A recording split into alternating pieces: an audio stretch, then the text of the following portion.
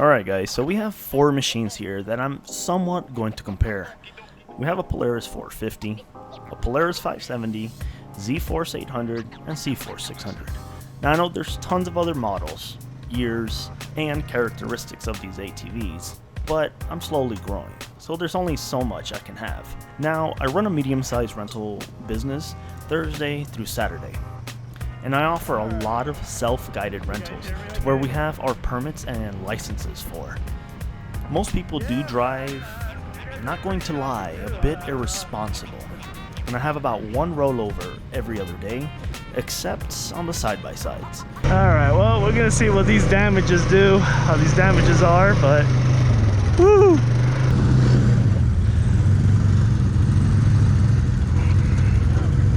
Honestly, starts right up. Definitely some steering needs to be replaced. This is all damaged and cracked. They usually get rolled over once a month, possibly once every 2 months. So all of these machines get ridden hard, just about every day, especially in the summertime. They never have a break. Now, this is just to express how they abuse my machines, my ATVs, and anything pretty much they rent. Now, I have about 5 Polarises and 2 cfmotos for now. The newer utility Polaris models, like the 450 and 570, all, believe it or not, have been giving me issues lately, while the Z-Force 800 gave me 0 issues, at least big issues. Now the other ATVs, the other Polaris ATVs, they take a lot of beatings, but these are more of your older school Trail Boss, Trailblazers, and those so far have been very dead reliable. And they do get rolled over a lot. I'm talking about maybe we're up in the 15 mark.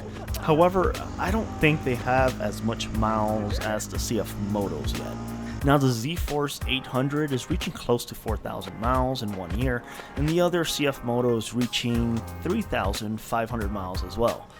I'm hoping I can get them to 5,000 miles without any issues. But with that being said, by the time my Polaris reached 2,000 miles, things started to go wrong.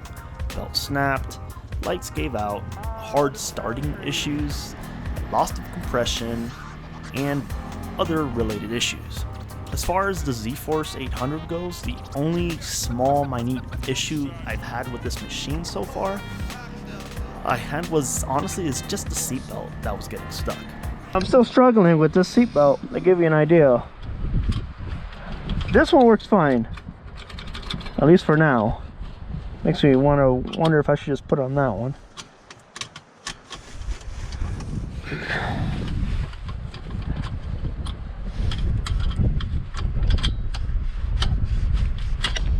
You gotta like wiggle it. Which just, for me, I cleaned it out and works fine now. And the other issue that was kind of small was the linkage system not aligning. So when you're switching between high, low, neutral park, which my in-house mechanic fixed anyways, after that never gave me issues. That was probably from the factory. They maybe just didn't tighten that bolts down to spec. And honestly, that's about it. The C-Force 600, honestly, so far has no issues.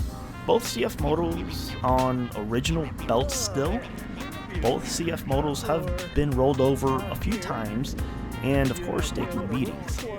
Now, when we get to the Polaris, keep in mind these Polarises that I'm talking about are the newer quote-unquote models. Polaris 570 already needed a top end at, I think, 3,500 miles.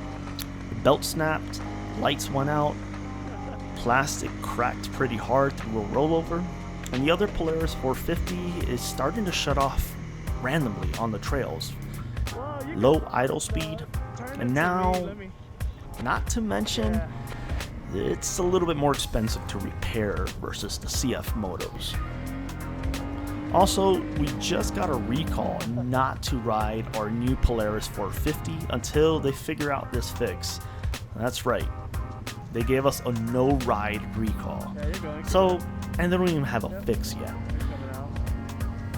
The Polaris 570 that I had also had a recall not too while ago think it was like about 2 years ago, but I can't remember what it was. It was the fuel line. I think that was rubbing against the seat or something like that. Now, as far as cfmoto goes, at least with my VINs, I've had no recalls, and they've been just way less troublesome. Actually, no troubles at all compared to the Polarises. Not to mention not to compare them to your older school Polarises. Those like the Trailblazers, Trail Boss, those have been very reliable so far.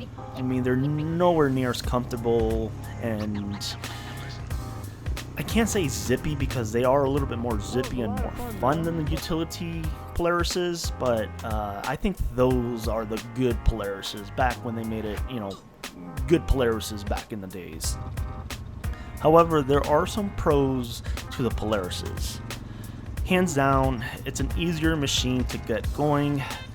I honestly think the Polarises are much easier to fix. Like, for instance, the top end, they're pretty cheap. I think my in-house mechanic with parts, I think to do the top end, I don't think it was no more than $1,000.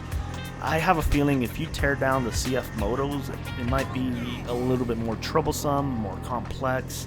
I'm not a big fan of the maintenance on the cfmotos. They're a little bit of a pain to get, like, you know, change the air filter, especially the side-by-side. Now, I prefer the power delivery and the smoothness of the 450 and 570 Polarises. They just feel smoother at speed versus the cfmoto, and feel like I can go a bit quicker on the Polarises, more comfortable on the trails. Not to say the cfmoto is not that far away. They are very high quality machines. Overall, so far, I prefer the cfmotos in my rental company with their reliability versus the Polarises. The only complaint I only have is the power delivery of the C-Force 600, but I've heard there are a lot of aftermarket parts for the clutch and stuff like that to fix that hit, essentially, and so you don't have to ride so much in the revs. Anyhow, this is just a brief video. I'll definitely be making more pros and cons, so be sure to subscribe to keep up with me on how these Polarises and the cfmotos do in the long run. I'm honestly planning to get more cfmotos in the near future, so stay tuned how, you know, just to see how they hold up in a rental company. I'm hoping eventually maybe I can reach 5,000 miles on the cfmotos without any issues. I do know the Polarises can, because the top ends are very cheap. I don't know how the cfmotos are going to handle a top end change, but I definitely would like to know. I know there's a few people who have 10,000 miles on their cfmotos with no issues. Now, the V-twins technically last longer because, you know, they're V-twins. You have two different pistons. I'm more interested in the thumpers. Either way, just let's see how they do in the long run, and let me know what you guys think. This should be okay.